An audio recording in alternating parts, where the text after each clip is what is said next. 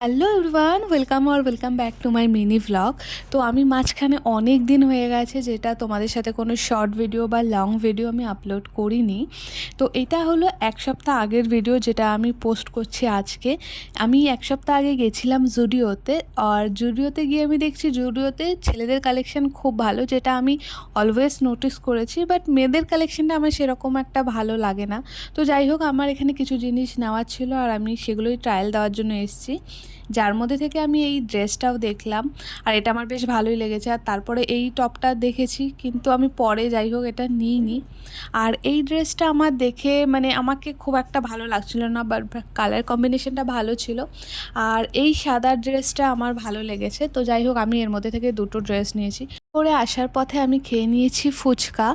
আর তারপরে আজকে রাত্রিবেলার ডিনারে করেছি হলো পুঁই শাক দিয়ে মাছের মাথা দিয়ে তরকারি, তার সাথে ছিল আজকে পটল পোস্ত, আর তার সাথে একটা সর্ষে দিয়ে মাছ ছিল, যেটার নাম আমি বলতে পারছি না। তো যাই হোক, আজকের ভিডিওটা এই অবধি। খুব তাড়াতাড়ি নতুন ভিডিওটা দেখা হচ্ছে। টাটা।